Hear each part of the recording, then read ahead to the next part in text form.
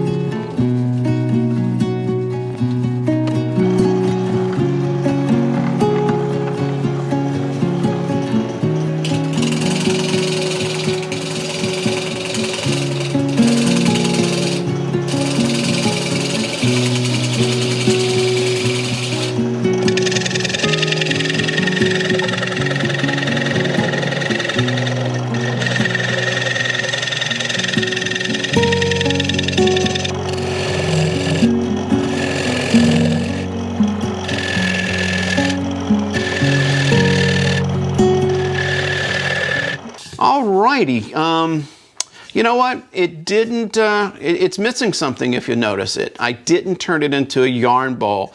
The reason is that it's got a lot of cracks on the end grain that I did try to fix. This was going to be going as a gift to somebody back east where there's a lot of seasonal humidity changes, and you know, I just didn't feel like I didn't feel comfortable giving it to them and letting them give it as a gift, knowing that, you know, with that much changes, I just didn't know if it was going to, you know, crack more or not. So I decided not to turn it into a yarn bowl. I decided to keep it here in Arizona, where it'll change a little bit, but not as much as it would back east because it's pretty steady around here. So, you know, it's still a beautiful bowl, beautiful grain. I hope you enjoyed watching me do that. Please, you know, like, share, and comment. It really helps the channel out.